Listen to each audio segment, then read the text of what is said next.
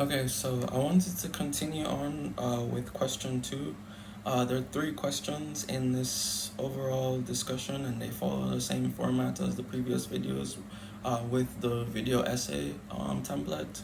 But I just wanted to build upon an idea that we were discussing in the first question, and how it is that evolutionary um, processes of consciousness could be linked to spirituality in essence, given that each individual psyche, their consciousness or conscience, orients them towards the highest good. And if it is that it's the possibility exists with the collective conscience, so that means that the higher order collective conscience, uh, in relation to individual psyche, uh, where conscience orients to the highest good, that would also mean that the collective conscience is abstractly orient oriented towards the highest good, and that could be permeated towards the most um, high flown conceptualization of the abstraction or ideation in itself. All right, so question two basically says, how does our psychological state affect our ability to perceive the divine? So, with conscience orienting towards the highest good, what we see is that uh, deviations from that causes some form of distortion in perception and how it is that you perceive the world. If it is that you're aligning yourself with the highest good and truth, and some form of moral ethic that governs your behavior and values as such, then when it is that you experience things like fear and pride and resentment and strife and uh, uh, unhealthy desire, these things kind of distort your perception and warp your reality. And we've seen that with the literature that states that gets into the neurological transformation and impact that lying has on you know, on the individual psyche and your personality and your the structure of your psychological state. It actually warps your reality and causes you to view the objective truth and environment in a way that is distorted. And as such, you would be deviating from the highest truth and alignment with the highest aim, uh, highest aim for your orientation and mode of being. So there's that. So yeah, also like order within the psyche or psychological state. It has to do with um, you basically uh, creating some form of structure, something that governs your thought process and your psychological state, in order for you to stay aligned with the highest aim. And this takes neurological transformation as well, where you have to create different connections in order to facilitate the capacity for this type of mode of being in itself.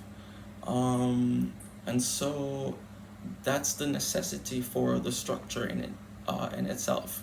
in order to create this capacity within your brain to facilitate your mode of being and behavior within the environment itself.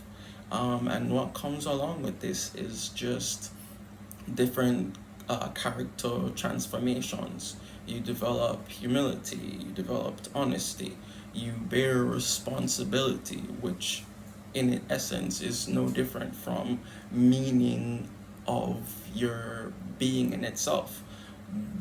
We could say that meaning in life is proportionate to the amount of responsibility that you willingly and forthrightly take on and bear um, uh, within your mode of being in itself. And there's also some self reflection. You are always looking at your psyche objectively.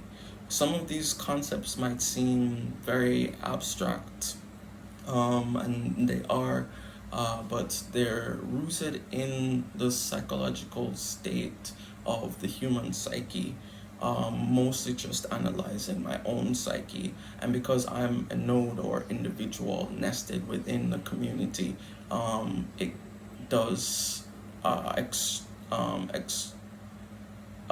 permeate as well, that specific way. There's also the whether alignment with truth makes the divine more recognizable. And this just goes back to our previous point about conscience and its aim towards the highest good. Um, we broke down the conceptualization of conscience with the individual human psyche, how that is demonstrated in a higher resolution manner with the higher order abstraction of the collective consciousness. And as such, given the connection with the individual, collective consciousness does orient towards the highest good as well. Um, and so that can lead towards the possibility of the divine in itself. It sounds very metaphysical, but if you look at the perception of the psyche in itself, it's always orienting you or letting you know when it is that you're deviating from the proper path. And it's not something that you can necessarily bargain with.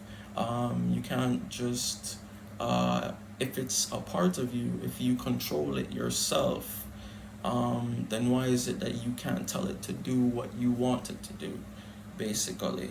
So it does seem as if there is some objective as well as subjective correlation between the conceptualization. So, and what we said was that, deviating from that path far enough distorts your reality and perception enough where it is that you won't be able to comprehend that specific type of phenomenon taking place when it does make itself apparent to you within your conscience. So, yeah, this is analogous to the previous point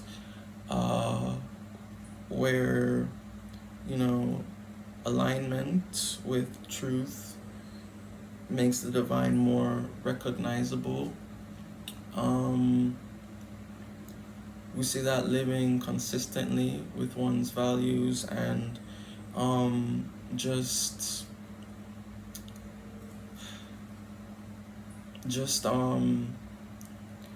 orienting yourself in the proper manner allows for structure and psychological organization of the individual, and this basically ripples and permeates to the wider community and also has an impact on the collective conscience in itself.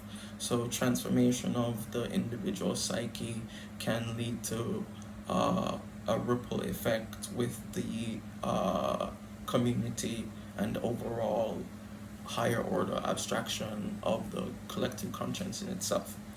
And so that would be question 2.